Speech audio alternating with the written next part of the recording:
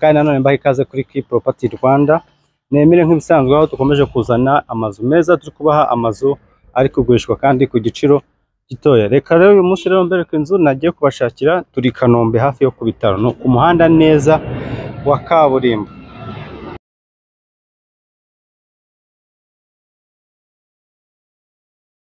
Nkuko mubibonye rero hano ko turi hafi neza y'umuhanda wa kaburimbo hano ku bitaro, aho tugiye kurebana inzu iri kugurishwa miliyoni 72, ariko ni amafaranga y'igiciro ndetse harimo n'ibiganiro. Ni akazu k'ibyumba bitatu rero na toilette ebyiri, salo na salamanje, igikoni mu nzu ndetse na negisi ndetse n'igikoni cyo hanze, parking imodoka ebyiri na jaride. Ni ahantu heza cyane rero. Hano ino nzu wagura umupangayi hano utayituyemo ni amafaranga 400 hano birukanka. Nkuko muri kubona rero iyi ni inzira iza hano ku nzu, iriya ni kaburimbo, mubona ko ari main road. N'umunota ntabwo wuzuye uvuye kuri kaburimbo ukagera hano. Mureke rero tugendane dukore tour yacu.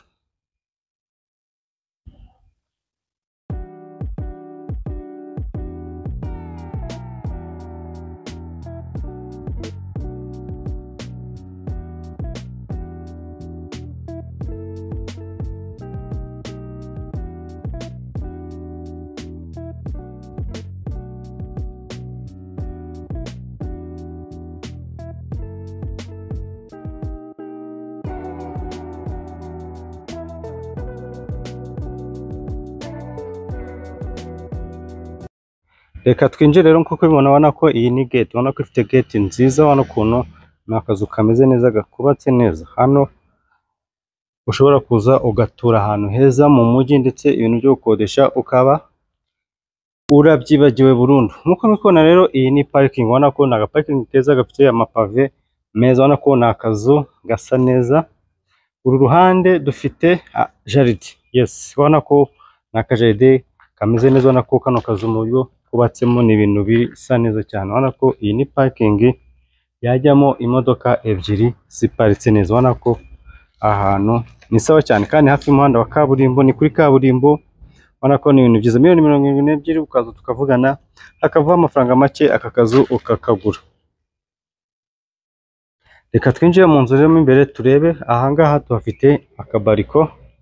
Iyi ni bariko nkuko muri kubibona, yes. Ubona ko iyi ni bariko y'inzu yacu. Ubona ko ni ibintu bimeze neza. Ibyumba bitatu, toilette ebyiri, salo na salamanje, igikoni mu nzu. Hanze inzu y'umukozi irahari, dushe na toilette ndetse n'igikoni cyo hanze. Ukaza kuri miliyoni 72 y'igiciro iyi nzu, tukavugana ukabasha kuyigura ako kanya. Twinjiremo imbere, twinjiye muri salo. Iyi niyo salo yacu. Iyi ni inzu, ariko ndagira ngo mbabwire yuko ntabwo ari inzu ikeneye famiye nini cyane, kuko ni inzu iringaniye. Kuko ntabwo ari inzu nini cyane, ariko ni inzu wabamo nk'abajeni mariye, cyangwa se wagura ukajya ugashyiramo abapangayi, ntacyo bitwaye. Nkuko mubibona rero iyi salo nuko ingana.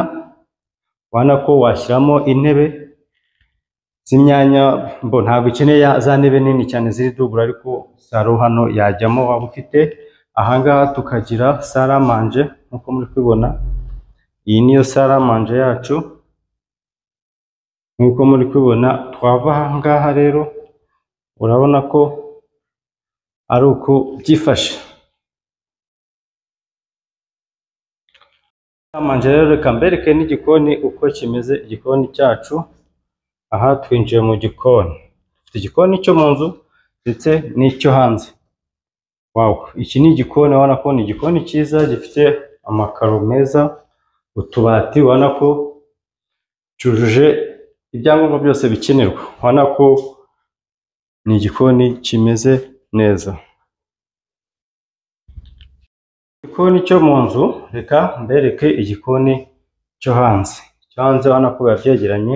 Ubona ko igikoni gifite aho kogereza amazi. Hano harimo amazi.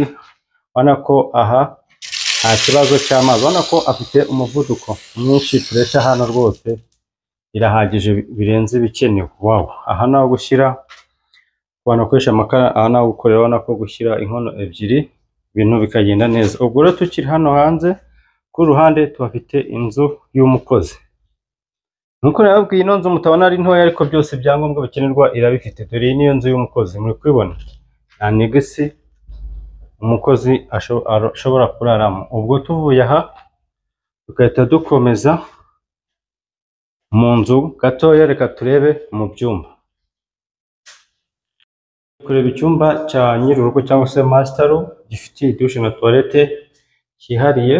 Nkuko muri kwibona iyi niyo toilette y'iki cyumba cya master cyangwa se icyumba kinini. Icyumba nyirizina ngiki ni inzu iraringaniye, ntabwo ari ikizu kinini ariko ni akazu kameze neza wabamo cyangwa ukagakodesha. Iki ni icyumba cy'inzu kinini cyangwa se nka master ariko ntabwo ari icyumba gito cyane, ubona ko kiraringaniye ku buryo bashyiramo igitanda.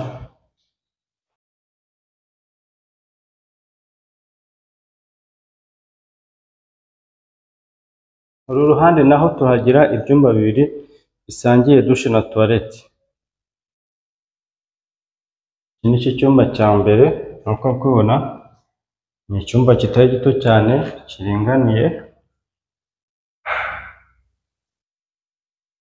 kiraza kikagira idirishya rinini hano rigera ku irembo rizana urumuri rwiza mu nzu mo imbere. Wabona ko ni akazu keza, ni gato ariko ni keza katagize icyo kabaye rwose. Ukagura kuri miliyoni 70 bagukaturiye ntiwaba ari igihendo. Niko mbikeka ariko ntabwo ariko mbyemeje, ariko niba umuntu acira 72 nta mafaranga atagira ibiganiro muri Afurika turakatuza, niko bisanzwe. Kandi n'umukiriya burya ahora ari umukiriya nyine, arangwa no gukatuza. 70 ugashobora kuyafata. Ni igitekerezo cyanjye, ariko icya mbere ni ukuba interested, ukaza agufasha gukatuza kano kazu rwose ukaba wakwigurira. Ubwo rero mubonye ko iyi toilette mberetse naho ibyumba bibiri bisangirira douche na toilette. Reka tujye no muri iki cyumba rero cya gatatu. Nuko navuga ko inzu yacu ifite ibyumba bitatu, toilette ebyiri. Iki nacyo ni icyumba kindi cya gatatu, nkuko muri kubibona ibyumba bibiri bikaba bisangiye douche na toilette. Ese rekaze turebe hanze inzu y'umukozi douche na toilette. Reka turebe douche na toilette se ho biri hehe by'umukozi. Nkuko muri kubona iyi ni douche, iyi ni douche y'umukozi. Ubu ni ikigega cy'amazi, bivuze ko kizajya hejuru. Uruhande naho tukagira toilette. Iyi ikaba toilette y'umukozi. Ubwo se wagira ngo ntiturangije gukora tour y'inzu yacu. Aha naho ni mu gikari inzu, aka karyango ushobora kwita ukingura hano ukajya ku irembo. Yes, nkuko mumaze kubona rero tumaze kubona tour yacu rero twari i Kanombe hafi yo ku bitaro, neza ku muhanda wa kaburimbo. Ahangaha hazwi nko kuri segiteri. Twarimo tureba inzu igurishwa amafaranga miliyoni 72 nk'igiciro, ifite ibyumba bitatu, toilette ebyiri, salo na salamanje, igikoni mu nzu kiri moderne cy'utubati, ndetse n'igikoni cyo hanze wanatekesha amakara. Inzu y'umukozi ndetse na douche na toilette, parking n'imodoka ebyiri. Ni inzu iringaniye, ntabwo inzu nini kuko n'inzu iri ku kibanza kitaruzuza amazire, kuko ifite ikibanza cy'ubuso 210, ariko ni inzu hano wakodesha amafaranga 400 bakayaguha uwo munsi ako kanya, cyangwa se nawe ukayibamo. Mwakoze cyane rero, ni karibu mukomeze kubana natwe kuri property, kuri Property Rwanda. Mukomeze mudushyigikire, muduha like, comment ndetse na share, ndetse n'ibitekerezo byanyu ni ingenzi cyane kuko nimwe dukorera. Mwakoze cyane rero kubana natwe, yaremire nk'ibisanzwe.